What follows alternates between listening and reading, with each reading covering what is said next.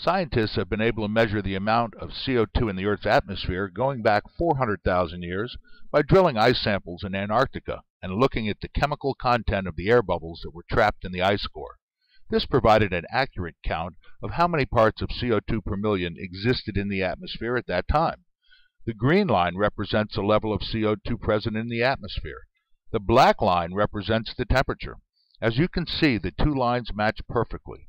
With more CO2 in the atmosphere, temperature went up equally, and with less CO2, temperature went down. We have now exceeded 390 parts per million, with scientists predicting we will surpass 680 parts per million by the end of the century.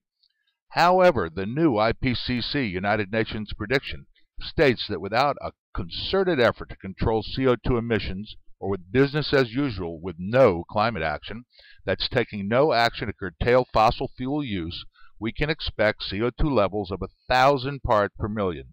And at this level, human and animal life would face great challenges.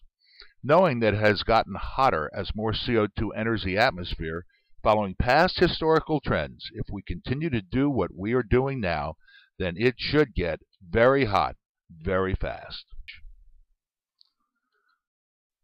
Peter Harlem put together these topographical charts of the urban areas of Miami-Dade County using LiDAR aerial mapping, a very accurate way to measure land mass altitude. Looking out more than 100 years, it is easy to see how the effects of sea level rise will impact South Florida. With the 1-foot rise, we lose 17% of our land mass, and the southeast part of the county around Turkey Point Nuclear Power Plant and the pricey real estate of Cutler Bay, Deering Bay, and Gables by the Sea goes underwater at high tide. With 2 feet, 28% of the land is gone, and so is much of Miami Beach and Key Biscayne. At 3 feet, our causeways are swamped, the bay is filling with mud and debris, Doral and West Kendall are flooded, the airport is underwater, and our drinking water is now salt water. At 4 feet, just around the turn of the century, 38% of our land is inundated, the Everglades is completely salt, and the estuarine system that was Biscayne Bay is gone. And at 5 feet, we only have about 50% of the land left. It is almost impossible to live in South Florida due to the loss of fresh water, changes in weather patterns, ground and water pollution due to rotting biomass, and severe threats of storm surges associated with tropical storms.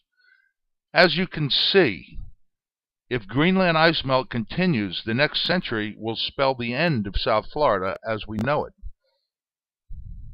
It really doesn't take too much to put us underwater, and we really are ground zero for climate change. The effect of a total meltdown of the ice pack in Greenland cannot be underestimated.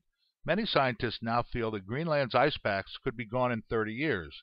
Should this happen, scientists at the University of Arizona predict that a good portion of Florida, as well as all coastal areas worldwide, would be inundated with a 20-foot sea level rise. 1 meter would essentially inundate the Everglades National Park and put Fort Myers, Captiva, and Sanibel underwater and curtail NASA's space programs at Cape Canaveral. 2 meters takes off South Florida, much of the Keys, the Big Bend area of Florida, and Indian River Lagoon. 3 meters pushes almost up to Lake Okeechobee, the Swanee River, St. Marks, and St. John rivers go salt, and with 4 meters, Lake Okeechobee has been breached and Florida has lost all its estuarine areas. With 5 meters, Florida begins to look as it did 5,000 years ago, when sea levels were at its height before there was an Everglades. And finally, with this satellite shot of Florida, with the full 20 feet of sea level rise, should Greenland's ice pack melt, we really have an issue. To the left of this satellite picture of Florida with a full ice pack melt, you've been watching the most recent flooding on Miami Beach in October of 2010, when Biscayne Bay came through the storm sewers and inundated Miami Beach with 1 foot to 1.5 foot of water. This went on for 1.5 months and covered most of Miami Beach. Believe me, sea level rise is already happening here in South Florida.